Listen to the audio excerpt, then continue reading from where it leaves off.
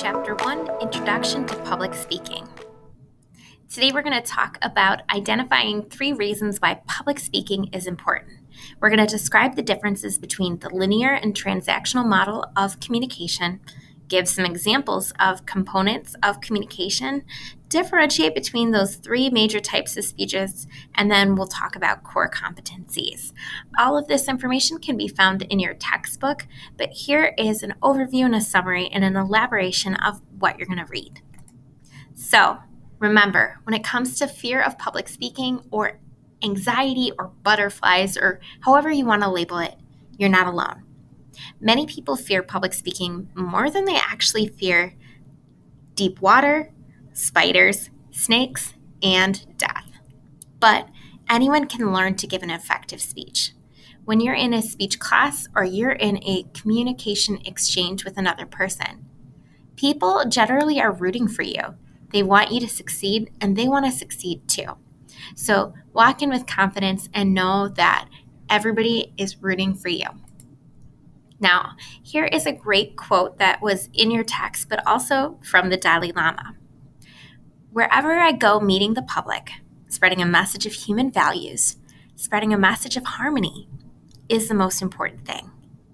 The messages we send to others, the connections that we make, they're powerful. Remember, if you learn anything from this class, remember that your words have power. Use them well. So, there are several benefits to public speaking. Here are the highlights. The personal benefits include, we are constantly called upon speaking in our everyday lives, from delivering special occasion speeches such as a eulogy, a toast, a family event, volunteer work, or fulfilling essential roles in our family and community, whether it's communicating at a school meeting, communicating, with family, to a doctor, or to someone else. There's so many personal reasons why we are engaged in public speaking. Also, professionally, 70% of the jobs that we participate in involve public speaking. We are called upon to make presentations, to sell something, to pitch something, to share out an idea. The more efficient you are at public speaking, the more attractive you become to employers. And finally, public. Listening and critical thinking allows us to understand public issues, allows us to understand political issues, form opinions, and participate in civic engagement. So keep sharing your voice. Now, there are 2 models of communication. The linear model came out in 1949, so it's a little outdated, and it's by Shannon and Weaver. Communication has gotten way more complicated than that, especially with all the technology that we have at our fingertips. In this model, essentially, a sender sends a message through a channel to a receiver. That message is sent. But let's take a look at the second model to get some more information about what happens after that. So here in the transactional model of communication, which was founded by Barland in 2008, we can see just how much more complicated communication is. So a sender encodes a message to a receiver who decodes it. Within this model, there are physiological and psychological contexts. There are relational contexts. There's a whole lot of internal and external interference or noise. There is a social context, and there's a co-created meaning that is occurring. Again, people are sending messages back and forth, and they're being interpreted. Nonverbal communication plays a significant role in the transactional model of communication, and both intentional and unintentional messages can impact the overall communication experience. So let's take a look at some key vocabulary from that model of communication. Encoding is how the communicator crafts the message to help the receiver understand it. So, for example, if I'm sending my students a message versus my 4-year-old a message, how I talk, how I craft that message, and the language I use is going to be a little bit different. Decoding, I like to think of that decoder ring that you see on the screen here. Decoding is how the receiver makes sense of the message. It's the interpretation of what is being sent. And a message is defined as verbal and nonverbal behaviors enacted by communicators that are interpreted by others. Nonverbal includes gestures, movements, tone of voice, facial expressions, appearance, and every move that we make. Verbal messages consist of the words that we speak or the words that we craft on the page. And so here is another really great quote that's in your text, but also by Deborah Bull. And it says, body language is a very powerful tool. We had body language before we had speech, and apparently 80% of what you understand in a conversation is read through the body, not the words. So body language and gestures are so critical. It says so much about who we are. In an online class, we don't necessarily get that, but we can interpret and understand tone. So looking for that nonverbal component can lay a significant foundation for our understanding of a message. So where does all this communication happen? Well, it occurs in the channel. The channel is a very simple means through which the message travels. It's the context. It's being in an online course. It's being in your home. It's being at work. That context in which you speak, in which that interaction takes place, has a lot to do with the interpretation of the message. But in all that, there is a whole lot of noise. Noise refers to anything that infers with or interferes with a message. There are 4 types of noises that are shared out by your textbook, and one is physiological. And physiological is a bodily process, so when you're hungry, it's really hard to concentrate. If you're sick, it's also really hard to understand a message. Psychological, that is the mental or emotional state, but you have to remember, if you've got a lot on your to-do list, you're going to be distracted, and your interpretation and understanding of a message could be impacted. Loss of a loved one is another one. If you're dealing with a loss or grief of any kind, that can impact your psychological ability to understand a message.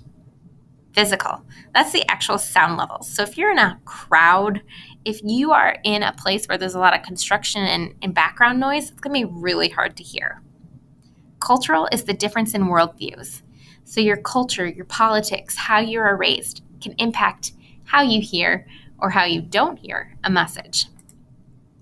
So worldview, let's elaborate on that a little bit. The worldview is the overall framework through which an individual sees, thinks about, and interprets the world and interactions within it. There are 5 different worldviews that we're going to explore in just a second. The first one deals with the way that we acquire knowledge. Epistemology is linked to public speaking because it governs the audience members' preferred learning styles and understanding of credibility. Again, do you prefer to read independently? Do you prefer to hear a video or to get a lesson that is auditory? That's dealing with your worldview. Ontology is our belief system. So what we believe impacts our actions, impacts our interpretations of a message. So don't assume that everyone shares that same belief.